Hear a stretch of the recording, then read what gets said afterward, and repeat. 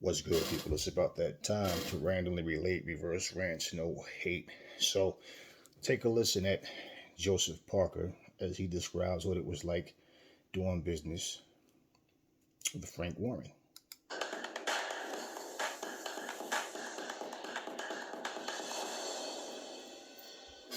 This is Omar Ahmed for IFL TV, proudly sponsored by Everlast. We're at the BT Studios. I'm joined by former heavyweight world champion Joseph Parker. I can't believe I'm actually saying this, but the fight with Torturous is on. Adam Morley said it was torturous to deal with your team. Well, it was very torturous to be dealing with Frank Warren and Adam Morley and all their team. It was torturous for you guys as well? Torturous. Listen, if we shake someone's hand for a one-fight deal and you change to a three-fight deal, then the contract keeps changing. How torturous is that? You know, your promise this, your promise that, all of a sudden the contract comes back has changed. So I'll only sign a contract if it's the right terms and what we all agree to. But when you agree to something and it keeps changing, why would I sign a deal? Let's address this then. What changed in the initial deal? Well, I shook his hand for a one-fight deal, Joe Joyce, and the contract came as a three-fight deal. You know, and then, you know, things like flights, accommodation, all these things that fighters are supposed to get. You know, the wording on the contract, you know, things keep changing, and we weren't happy with the terms, you know, and I got my lawyer and my manager looking at it, and it just kept, it wasn't something that I was happy to sign. I don't want to sign something that I'm not happy with, you know. As a fighter, you got to sign and be happy and lead. Listen, the contract doesn't matter. You just train, fight, and keep fighting. But when you're not happy, you can't go into a contract that doesn't make sense for you. Absolutely, all fighters have got to do that, and that you sign your deal with Sky Sports and Boxer. Just one question on that. Frank had a gripe with it all because he said to me on an interview, if Joe had a good deal from Sky or someone else, that's perfectly fine, but why didn't you come back to me, i.e. Frank, and try and renegotiate the initial deal if you weren't happy? He was unnegotiable. Really? He wouldn't move. He wouldn't budge. I tried to say, hey, let's, you know, can we do this and do that? Wouldn't budge and wouldn't move. So he can say that he wants I should have talked to him and he could have, you know, renegotiated. He wasn't willing to from the beginning. It was either take it or leave it. That's the stance that we had. So you didn't at one point go back to him and say, let's try and change the deal? That's what I think he had the annoyance at. I tried. He's saying this and I'm saying that. So people are going to believe who they want to believe. You know, I'm just look when I did the deal with Dillian White, it was a handshake. You know, when I did the deal with Joshua, it didn't take that long. Like fights shouldn't take that long to lock in. You know, you should be focused on locking the fight and training for it and then setting a date. Not announcing a fight that there wasn't even a contract signed. Okay, well listen, you and Frank have always been on good terms because obviously he's Tyson Fury's promoter. You are a training partner of Tyson, one of his best mates. So it was kind of awkward from a public point of view to see you guys sort of being on good terms, especially during the Fury White fight week. And then there was a bit of a public fallout. Now we're back to a situation where the fight is on. So what's the relationship like with you and Frank? Is it a bit frosty? No, it's not frosty. It's just, this is part of boxing. It's boxing business. If the business side of things was easier to deal with, it would be great. But you gotta, you know, everyone's got to be happy moving to a fight. And I'm glad that we're here now. I'm glad that I've signed with Boxer and Sky, and they've allowed me to fight on BT. You know, so they have my best interest because they're not stopping a fight from happening because it's a different network. And I've signed with them because they want to make me their fighter, not the B fighter, like Frank was going to make me. And if Frank didn't care, I mean, he's the B fighter. He's going to come in and fight our fighters, and you know, he wanted me to get smashed up and move on. Why did you think their side, i.e. Adam Morley, was saying you guys were torturous to deal with in terms of the demands you were asking for? No idea. I think you should ask him, but if you speak to David Higgins and myself, because David always updates me on what's happening, it was torturous, nightmare. You know, like I said, fights in the past have been easy to make. This is the hardest fight I've ever had to be involved in to try and make. And I'm sure it's the same with their side, but, you know, it is what it is. After saying all that, we are finally here, September 24th, live on BT Sport Box Office. It's going down in Manchester. Outside of really your Furies, your Usyks, your Joshuas, I think everyone agrees this is the best fight you can make in heavyweight division. This is the best fight, well, for me and for Joe himself. Both highly ranked WBO, WBC, and it's the fight that, you know, we did announce it before with no contract, but we're here now. and I'm very excited to be back in the UK. I'm looking forward to training with Andy come next week. I have Anthony Presley here from the States making all my meals. This is going to be the best camp I've ever had. Listen, I've had great camps in the past, but this time it's going to be perfect. I think we have to close off, but I'll leave a last question. Why did you ultimately beat Joe Joyce? Because I'm better than him. I'm going to box his head off. You know? Believe you can stop him? I believe I can stop him. I believe I can stop anyone. You know, every heavyweight can stop every other heavyweight. It just takes one punch at the right time, landing in the right place. But I can beat him and I can stop him. Joe Parker, my fellow Brit now, I don't consider you a New Zealander. Thank you very much for talking to IFL TV, and we'll see you in Manchester on Fight Week. Have a great camp. Thank you very much. Yeah. All right, so hearing Joe Joyce say that's not shocking. We know that these things happen in boxing, and like he said, you know, people are going to pick sides and choose who they want to believe. With me, it's never about what I want to believe. It's about what we can prove. Now, I'm not so deep into this, like, oh, I want to find out the details of all. I'm just listening to what was said. And this is something that in boxing, like he said, the fight shouldn't take that long. And we have to stop thinking that fighters should just take whatever deal they get. And even if you are a broke fighter who's trying to get, you know, his name out there, if they're not giving you proper deals, and you're basically, I mean, from the money and everything, the accommodations of you getting flights and putting you up in a nice hotel. I remember Zab Judah, you know, who was Zab Judah fighting? And Oscar De La Hoya was the promoter. And he was basically yelling at Oscar, saying, man, we ain't had to eat. We've been locked up in this room all day. And like he was, you know, just different people that have had different, you know, complaints about, you know, things that was not right in the negotiations. And according to Joseph Parker, that, you know, they had a handshake deal for one fight. And then all of a sudden on paper, he sends him a contract saying, you know, 3-fight deal. And, you know, the type of things where not only that, but the opponents will, of that fighter who's getting the shady deal, will, oh, they don't want the fight, they're ducking. And these type of things should be known when it's a hold up in a fight. So the fans that want to pay their money, whether it's pay-per-view or whether they want to go to the fight or however, you know, they should know what's going on. Why? It's easy to blame people because the wrong person, because you like a particular fighter. And it's like, oh, nah, it's his fault. How do you know that? He's saying one thing and then, you know, the other guy's saying the other thing. So the fight's on. It's not going to not happen because of separate networks and everything, as you heard. So that's a plus. That's, you know, that's good news because nobody wants to get hyped up for a fight, especially if you're going to the fight or ordering it. You know, a lot of people will catch the replay. But at the end of the day, nobody wants to get hyped up for a fight just to find out the fight's not happening. So just behind the scenes type of things, man. You know, it's like, to me, what people got to understand is it's always been business first, but now it's like it's more strategic of who should we fight next. You know, like we know damn well they're saying Helenius is a world class top 10 fighter. I don't care how they ranked him. Helenius is not an elite fighter. We know that fight was made so Deontay can come back, smash him, and we hear those ever so popular words: Deontay Wilder's back and better than ever. That's why Helenius is picked. Look, what I tell you about Trevor Bryant and Bermane Stiverne, when people were saying it was a joke of a fight, I said I agree.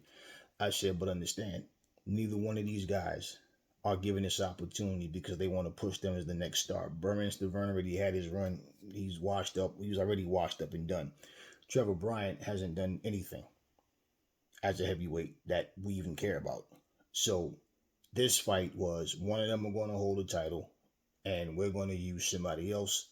And that guy happened to be Daniel Dubois, who was coming off of a loss to Joe Joyce. So instead of Dubois getting that deal, Joe Joyce getting that deal, who won the fight against Dubois got it. Okay, cool. So now he went and got a title, took Trevor Bryant's title.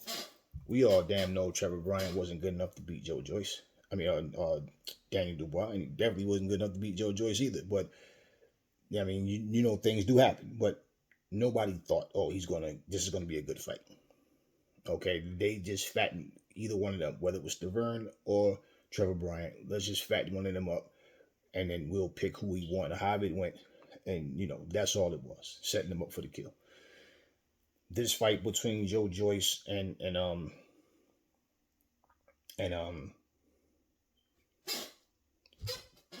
Joseph Parker is basically a fight that I'm looking at. Now, everybody's never gonna always be into one particular fight, but let me say this too: the fight between Deontay Wilder and Robert Helenius isn't a title eliminator. So therefore, this is a fight that maybe the winner, because they're fighting on the 24th of September, and Wilder's fight with Helenius is on the 15th of October. So maybe the winner of this fight fights Wilder. The winner of Wilder and Robert, which Wilder should win that fight. But however, the winner of this fight, bottom line, should possibly, especially if it's a title eliminator. And people will say, yeah, but then if they fight, that's another title eliminator. No, not. It doesn't have to be a title eliminator. If that was the case, but why not have these guys fight? Also the fight between Anthony Durrell and Caleb Plant, that is also a title eliminator. So I've been saying this, and I'll say it again, man. Boxing needs to start doing these round robin type tournaments.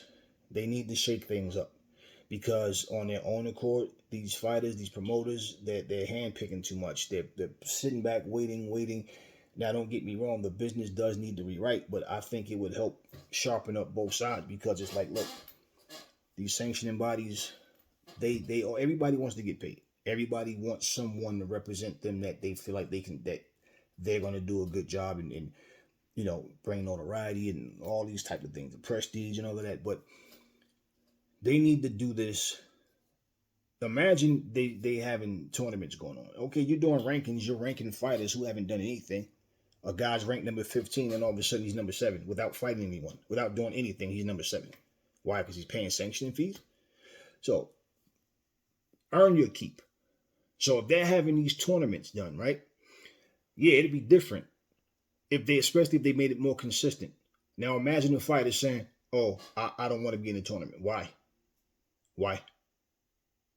It's simple. If they did this, now you have not the pressure of not being able to train properly, but the pressure of, damn, I need to win this. This is opportunity. And basically, like, let's just say, for example, if they said, this is how we want to do the tournaments. Number 1 is going to fight number 2. Number 3 and 4 is going to fight. The winner versus 1 and 2 is going to fight the winner of 3 and 4. 5 and 6 is going to fight. 7 and 8 is going to fight. The winner of 5 and 6 is going to fight the winner of 7 and 8. 9 and 10, bottom line, those two are going to fight, and then it just goes down, so forth. Whoever wins, and then why don't they do that? Why not? Why not? See, and basically, if they did that, it would come down to shit. And they could have each fight, they could do it the same night, they could have a couple of weeks apart, whatever, the following month, whatever. But at the end of the day, that's what they need to start doing in every division. And it would start to get more notoriety to different people. Look, example, let's look at the cruiserweight division.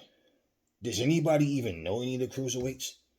Then you got these strawweights, these little bantamweights. Nobody really knows these guys. But now if you're putting tournaments together and you do this in every freaking division, at least once or twice a year, they can hold these tournaments. At least. It would shake things up. It would make people step their game up. Because now people are going to want to be in this tournament.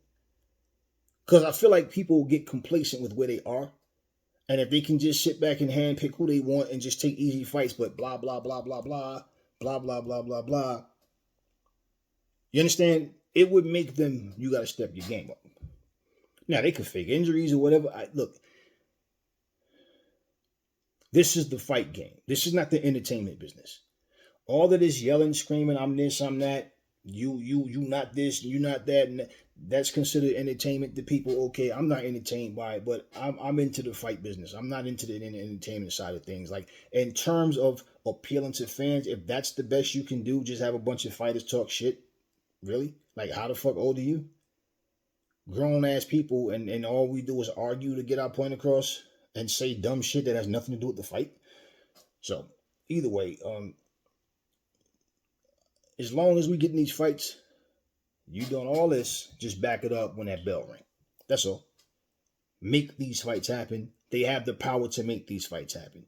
The problem is greed creates situations where, like back in the day, a fucking DJ had to know how to spin the record, how to scratch, how to mix the records together. They knew how to do all that shit.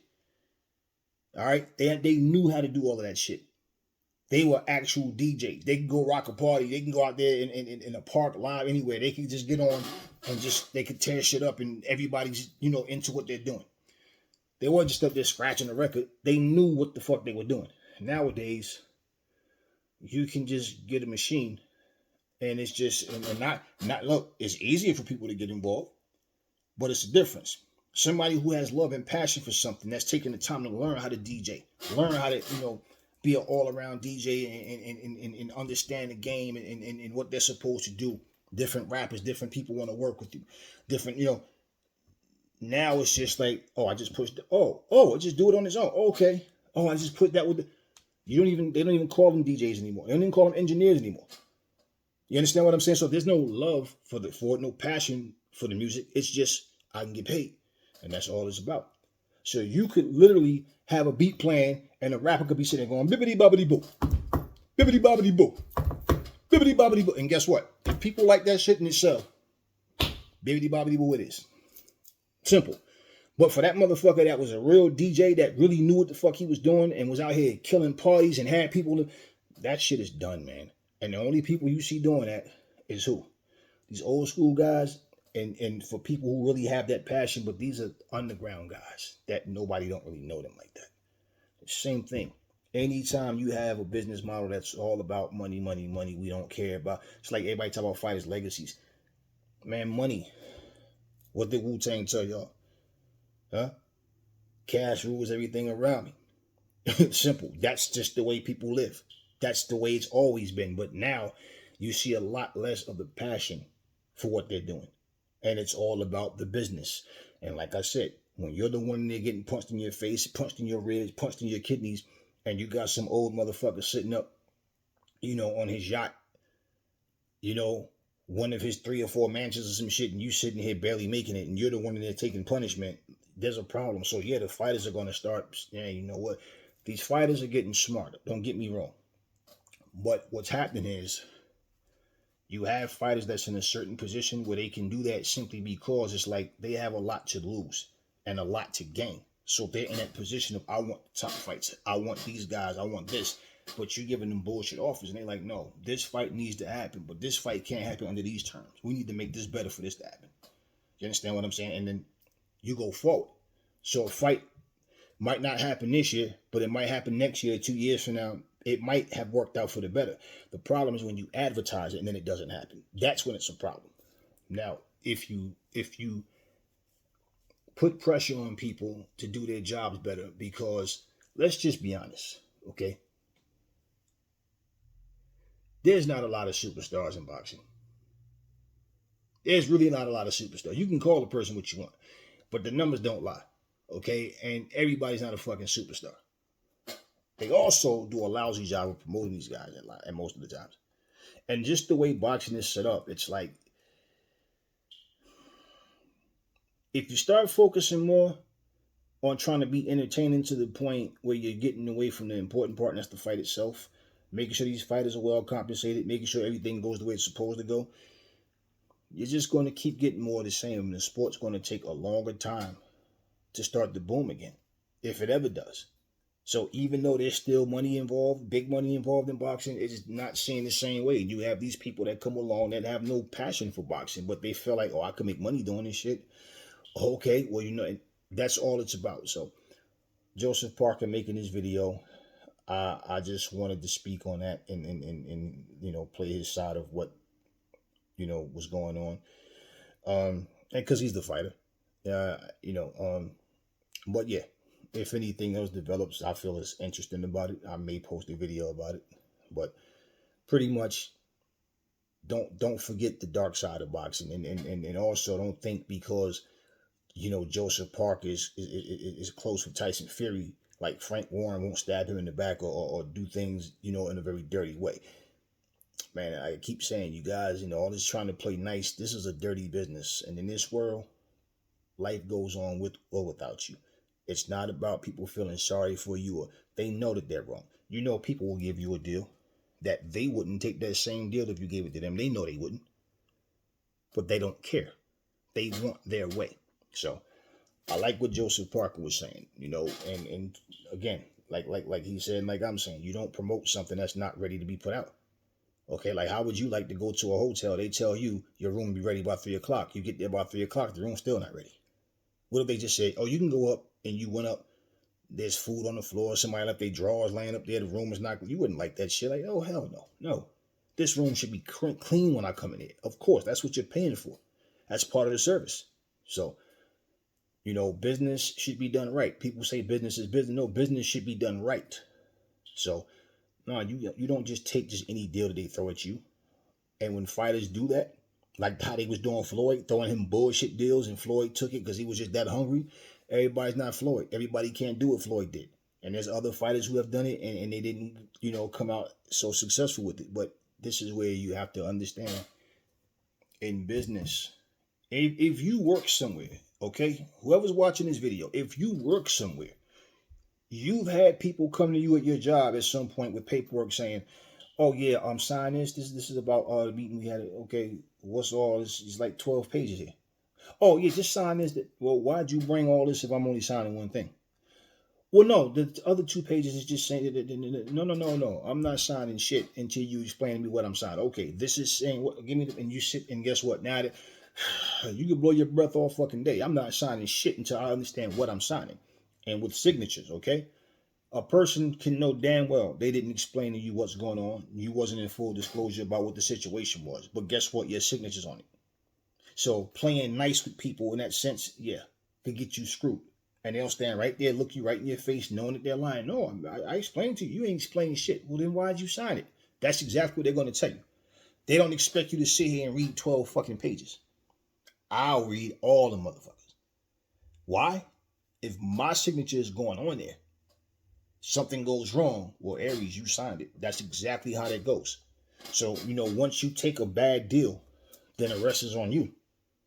Let's look at what Jake Paul tried to do to Hassan Rahman Jr.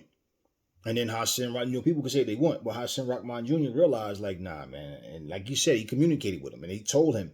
And of course, Jake has his side, he has his side. But ultimately, he said, fuck this, man. I'm not draining myself. I can't get down. I'm trying and I can't. I just can't get down to 200. So basically, at the end of the day, he said, fuck it.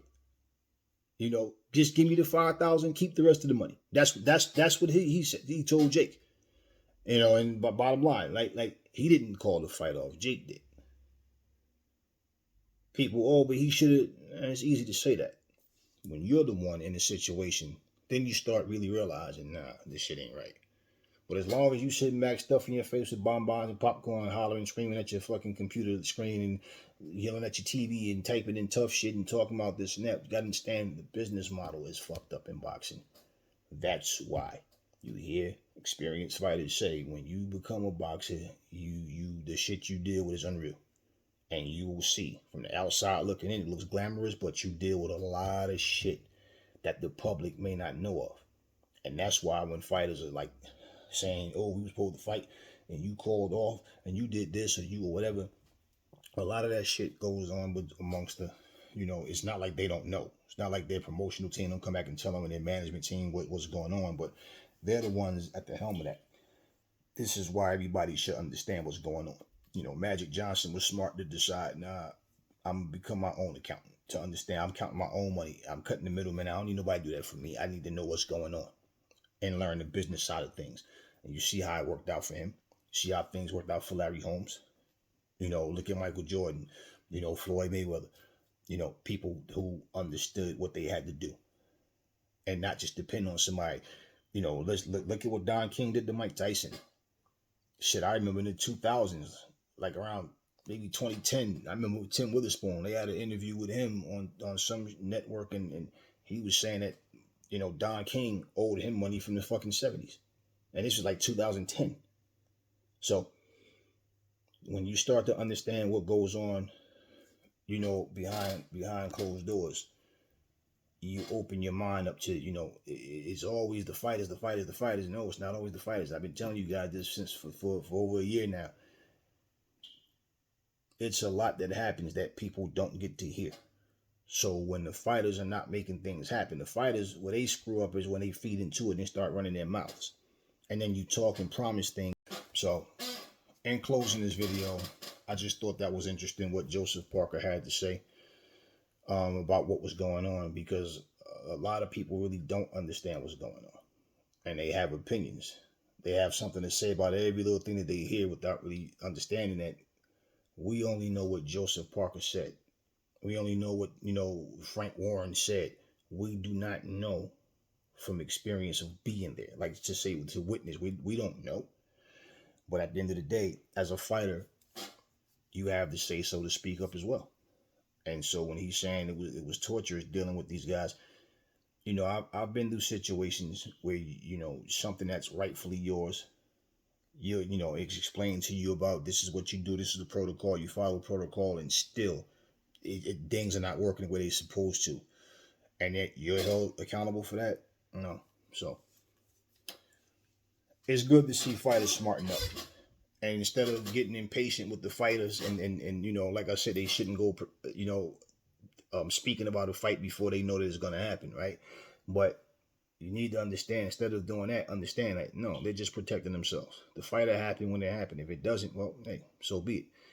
But anyway, tell me what y'all think in the comment section, man, about what Joseph Parker had to say about, the fight finally getting done and trying to get things done the right way. And he made a business decision because, like he said, Frank Warren wasn't going to make him his top guy. You think you're going to make him the top guy over Tyson Fury? Like, he wanted to bring him in as a guy to just get smacked around. He wasn't trying to take care of him. So think about this. I can't say one guy will beat another guy just because one guy wins against another. But when it's a close fight, example of something, right? We've seen what Tyson Fury did to Dillian White. Now, what's the chances of Joseph Parker beating Tyson Fury in a fight? Now, if you in your mind think, nah, he ain't beating Fury, don't you think Frank Warren think the same way? And he sees him as, nah, same way they didn't feel like Dillian White, they didn't respect him. They clearly did not respect Dillian White. And he's not worth the money he's asking for. And remember, Frank Warren said it should be 80-20, not even 60-40. It should be 80-20. Okay? So they don't look at Joseph Parker like he's a threat. They don't look at Joseph Parker like he can do, that's they if that's the case, then why would Joseph Parker be stupid, cross his fingers, run with them, and just hope that the right thing works? Oh, I'm cool with Fury, so Fury will put in a good word, or they'll treat me better because I'm cool with Fury. No, it's not about that. It's a business. Fury have no input on anything. So anyway, like I said, let me know what y'all think in the comment section. Never fall in love with lies. Remember, the truth brings hate out of people, and I will catch y'all on the next video.